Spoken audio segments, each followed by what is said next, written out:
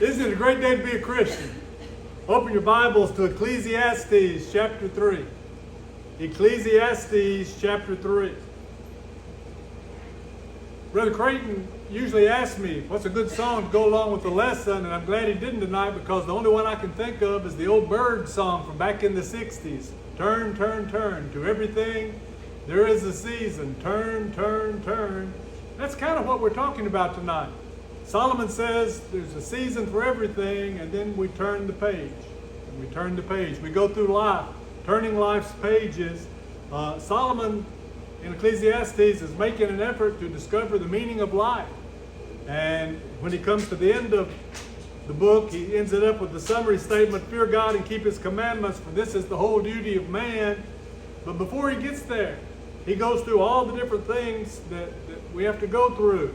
And he said there's some things that go on in life that are beyond our control, and we need to be ready for them. We need to be able to deal with them.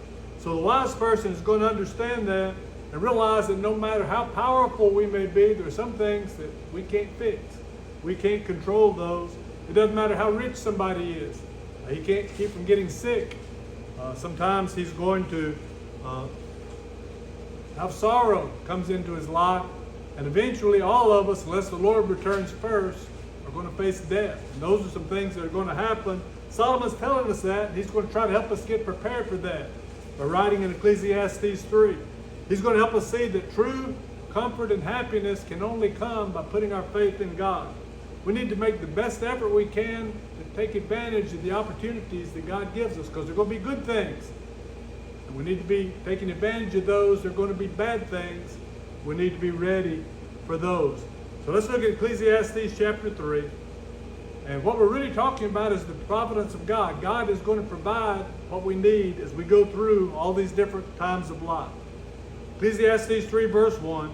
To everything there is a season and a time to every purpose under the heaven, a time to be born and a time to die, a time to plant and a time to pluck up that which is planted, a time to kill and a time to heal, a time to break down and a time to build up, a time to weep and a time to laugh, a time to mourn and a time to dance, a time to cast away stones and a time to gather stones together, a time to embrace and a time to refrain from embracing, a time to get and a time to lose, a time to keep and a time to cast away, a time to rend and a time to sow, a time to keep silence and a time to speak, a time to love and a time to hate, a time of war and a time of peace. We'll read the rest of this passage in just a little bit. But before we do, let's consider the times and the seasons that have been appointed by God. All the items that Solomon listed in those 8 verses, we're going to know those if we live long enough. In fact, probably most of us have experienced most of them already. And he's confirming what he said back in chapter 2, that wealth and wisdom don't make a man successful. And that our success is not really in our hands. Remember this morning's sermon, we talked about how James explained the same thing in James 4. Beginning in verse 13, he said, Go to now, ye that say, today or tomorrow we'll go into such a city, and continue there a year, and buy and sell and get gain, whereas ye know not what shall be on the morrow. For what is your life? It is even a vapor that appeareth for a little time, and then vanisheth away. For ye ought to say, if the Lord will, we shall live, and do this or that. But now ye rejoice in your boastings. All such rejoicing is evil. In Ecclesiastes 3, Solomon is simply telling us that God's in control. We don't have control over our life. We need to rely on keeping God's time and doing things according to God's will. None of us decided when we're going to be born. Ecclesiastes 3 verse 2 says there is a time to be born and a time to die. Well, for some of us that time came earlier than others. We had a granddaughter that was born 15 weeks before the doctor thought it was time, but they had no control over that. There's a time to be born. None of us decided when we were going to be born, and that's outside our control. And it doesn't matter how healthy we are, how many supplements we take, how much we exercise, how good our doctor is. Eventually, unless the Lord comes back, we're all going to die. We don't have control of that. We can't stop that. So we need to be ready for it. Hebrews 9:27 says that it's been appointed unto man once to die, but after this the judgment.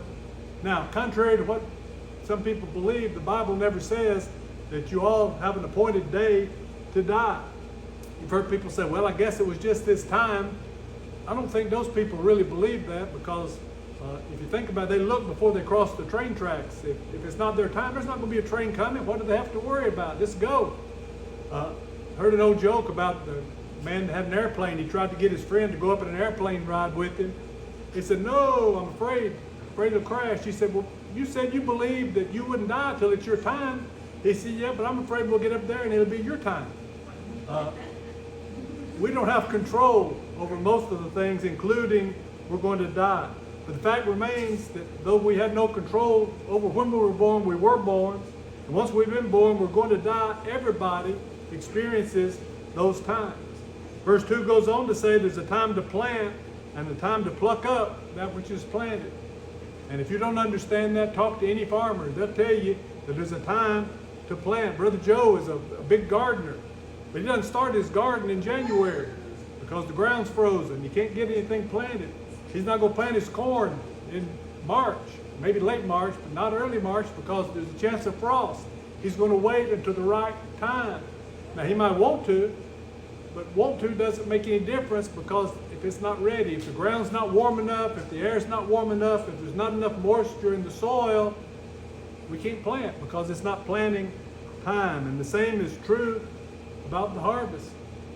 We don't control when things are going to be ready.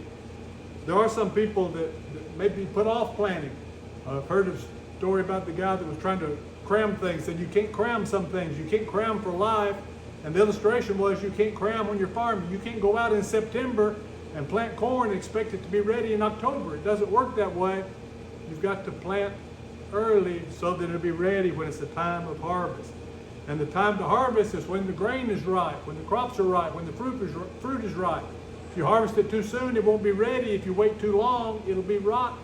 There's a time to plant and a time to harvest, and we have to follow God's time. Well, that's true in the physical world, but there's a spiritual application to that too. Remember in Luke 8 where Jesus is talking about the different kinds of soil and the sower sowing the seed. Some of the seed fell on hard soil and didn't produce, and some fell among thorns, and some fell on good seed, on good soil. But the sower had to know when to plant. Even spiritual seed, there's sometimes it's not time to plant those seeds because people are not willing to listen. And so there's a time to plant and a time to harvest. We need to be aware of the time. Let's go to Ecclesiastes 3 verse 3. It says there's a time to kill and a time to heal. Well, that killing reference is probably talking about time of war or the execution of criminals. There's a time for that to happen. Let's look at some biblical examples of when it's time to kill. Go to Genesis chapter 9. Genesis chapter 9 verse 6.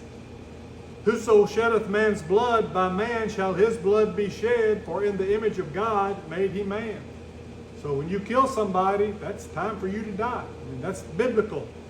Deuteronomy 13 explains a lot of detail about some times that people should be put to death. Deuteronomy 13 beginning in verse 6 says, if thy brother, the son of thy mother, or thy son, or thy daughter, or the wife of thy bosom, or thy friend, which is as thine own soul, entice thee secretly, saying, let us go and serve other gods which thou hast not known, thou nor thy fathers, namely of the gods of the people which are round about you, nigh unto thee, or far off from thee, from the one end of the earth even to the other end of the earth, thou shalt not consent unto him, nor hearken unto him, neither shall thy eye pity him, neither shalt thou spare, neither shalt thou conceal him, but thou shalt surely kill him. Thine hand shall be first upon him to put him to death, and afterwards the hand of all the people.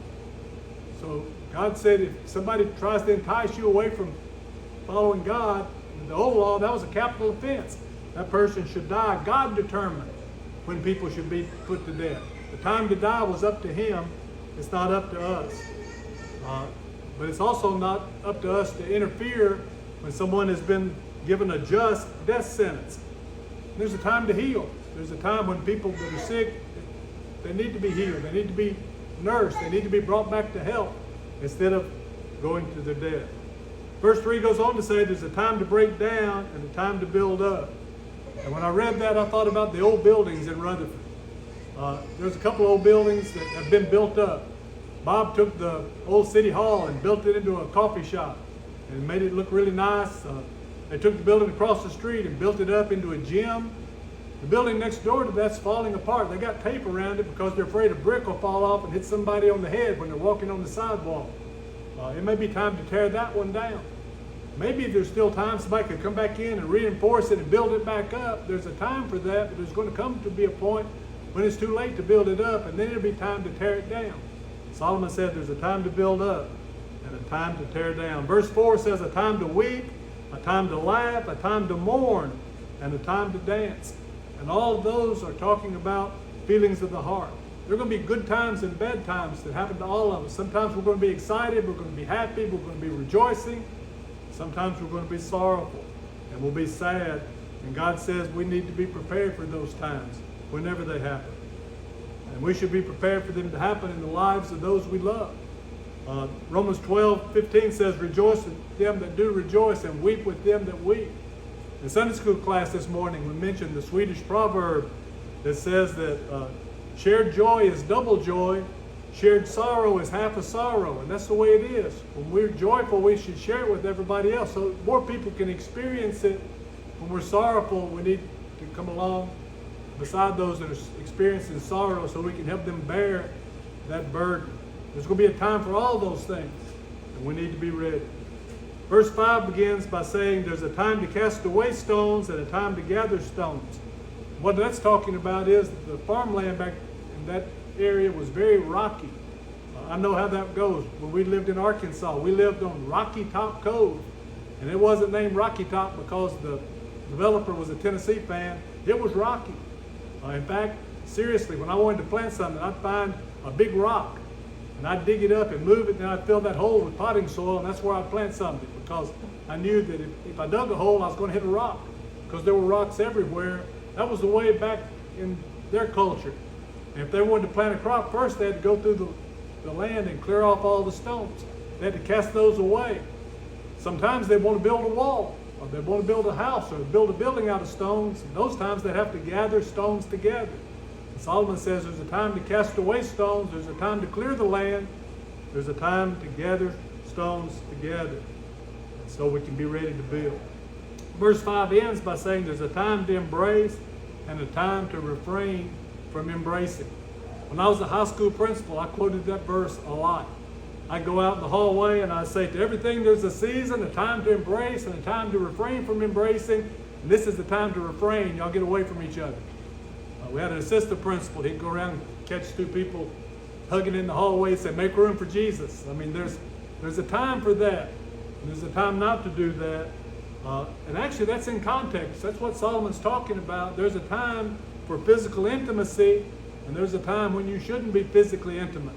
And the time for physical intimacy is in marriage. Go to Proverbs chapter 5. Proverbs chapter 5, verse 18. It says, let thy fountain be blessed, and rejoice with the wife of thy youth. Let her be as the loving hind and pleasant roe. Let her breast satisfy thee at all times. Be thou ravished always with her love. And why wilt thou, my son, be ravished with a strange woman, and embrace the bosom of a stranger? Now, I love the King James Bible. There's some parts of the King James Version that I just love the poetry and the way that it's worded. But sometimes it's kind of hard to get the meaning. I don't suggest the easy to read version, but if you look at this passage in that, it says this: be happy with your own wife. Enjoy the woman you married while you were young. She's like a beautiful deer, a lovely fawn. Let her love satisfy you completely. Stay drunk on her love. Don't go stumbling into the arms of another woman. Okay? It makes a lot more sense that way, doesn't it? There's a time to embrace and a time to refrain from embracing. And Solomon explains that. And Paul goes on to give details. Look at 1 Corinthians chapter 7. 1 Corinthians chapter 7, verse 2. Verse 1, Paul says he would that everybody be like him and refrain from marriage. But verse 2, he says, nevertheless, to avoid fornication, let every man have his own wife, let every woman have her own husband. That's the time to embrace. That's the time to have physical contact. Anything outside of marriage, that's the time to refrain from embracing. Verse 6, a time to get and a time to lose. I think all of us understand there are going to be times of profits and losses in the world. The wise man knows when to exert energy trying to gain more and when to let it go, when to understand it's time to just let something go. So we need to know when to pursue wealth and when to ignore it. Verse 6 goes on to say there's a time to keep and a time to cast away. There's a lot of folks that have trouble with those things. Some of them keep things that are no value to anybody anymore. You know people that pay good money to rent storage space, to store stuff they're never going to get out. Those people are going to die with those things still in the boxes in the storage that they're paying for. It's time to let that go. It's a time to cast it away. How many of you have a junk drawer? Okay, I've got a junk drawer. Every once in a while, I'll go through it and I'll throw some stuff away in my junk drawer, and 2 days later, that's when I need it. Okay, because I don't know when it's time to cast it away. Solomon says a wise person will know when it's time to keep something, when it's time to get rid of it. Verse 7 says there's a time to rend and a time to sow. And most scholars think that's talking about grief. A time to rend. In the Old Testament, when somebody suffered anguish, they would tear their clothes. For example, Genesis 37, Joseph's brothers had taken his coat of many colors, they dipped it in blood, they'd taken it to Jacob. And when he saw it in verse 34, it says, and Jacob rent his clothes, put sackcloth upon his loins, and mourned for his son for many days. There's a time to tear your clothes. There's a time to rend. But you can't stay that way. You can't stay in grief. Eventually, you've got to put your clothes back together and get on with life. And that's the time to sow. The last part of verse 7 addresses a topic that hits a lot of us. It says there's a time to keep silence and a time to speak. You ever know anybody that gets those confused sometimes? Any of us ever get those confused sometimes? There's times we need to speak out, and there's some times we need to learn to keep our mouth shut. We need to understand the difference. The Proverbs will give us examples of both of those. Look at Proverbs chapter 15. In fact, they give us examples of them just a couple of chapters apart. Example 15:23, Proverbs 15:23 gives an example of when it's good to speak. It said, a man hath joy by the answer of his mouth, and a word spoken in due season, how good it is. When you say the right thing at the right time for the right reason, that's good. That's the time to speak. You know people that are encouraging. They always have got something positive to say. I had somebody that was described one time. He said if he was deserted on a desert island, he'd want to be with that man because he'd be always saying, isn't it a great day? I know there's going to be a ship coming over the horizon this any time, because he had that positive outlook. He was willing to share it with everybody, to encourage, to build up. 2 chapters later in Proverbs 17, verse 28 says, even a fool, when he holdeth his peace, is counted wise, and he that shutteth his lips is esteemed a man of understanding.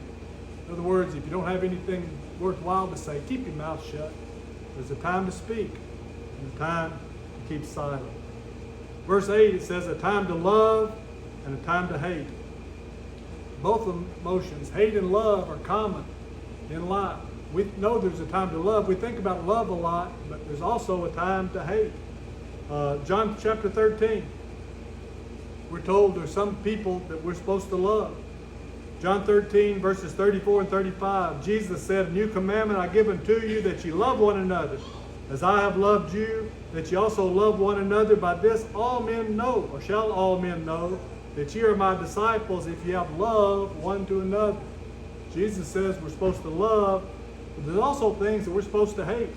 Proverbs 6 says that there's even some things that God hates. Proverbs 6, beginning in verse 17, says, a proud look, a lying tongue, and hands that shed innocent blood, a heart that deviseth wicked imaginations, feet that be swift in running to mischief, a false witness that speaketh lies, and he that soweth discord among the brethren. Proverbs writer says God hates those things. Solomon says there's a time to love and a time to hate. We need to love what God wants us to love. We need to hate the things that God hates. We need to know when to do what.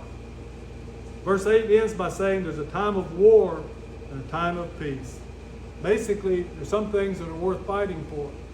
Those things are the ones that God talks about loving, and there's some things that are worth go into war for, to get rid of. We need to fight against the things that God hates. From these 8 verses, we understand there are going to be good times, there are going to be bad times. There are going to be times that we should do one thing, there are going to be times when we should do just the opposite. We should be prepared for all those times. We've got a duty to respond to those times in the appropriate manner, because there are laws that are governing these issues that are beyond our ability to regulate. So we need to depend on God. So now let's look down at verse 9. What profit hath he that worketh in that wherein he laboreth? In other words, Solomon said, what good is it? What good is all of our work? Remember in Ecclesiastes 1 verse 2, he said, vanity of vanities, all is vanity, it's all worthless, it's all useless. Solomon says, what good is it? What difference does it make? Well, man's duty is to recognize and accept the circumstances beyond our control and then do what God wants us to do to deal with them appropriately. Verse 10 says, I have seen the travail which God hath given to the sons of men to be exercised in it.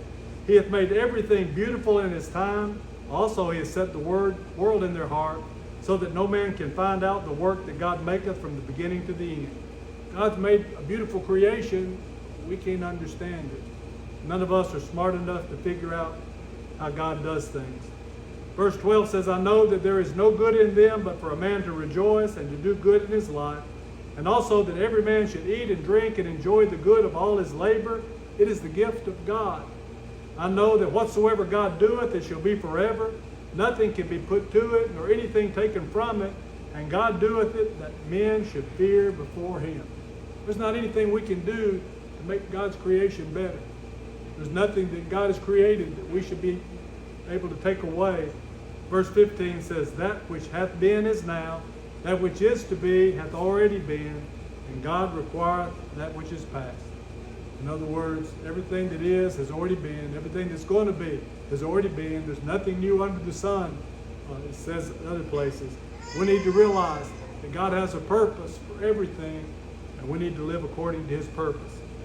We can't really appreciate the beauty of God's creation because we can't see the finished product.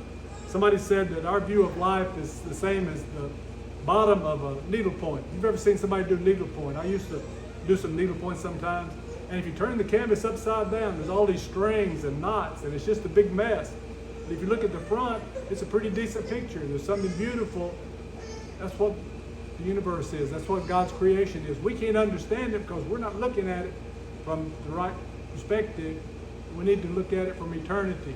When we see as God sees, then we'll see the beauty of God's creation. Our duty is to do the best we can to deal with what we've been given. We face only the same things that people have faced before. 1 Corinthians 10:13 says, there hath no temptation taken you, but such as is common to man. But God is faithful, who will not suffer you to be tempted above that ye are able, but will with the temptation also make a way to escape, that you may be able to bear it. Life changes. The wise person will be prepared for each of those changes. There are going to be laws that govern life that we have no control over. God says that we can deal with it if we accept it with meekness and love.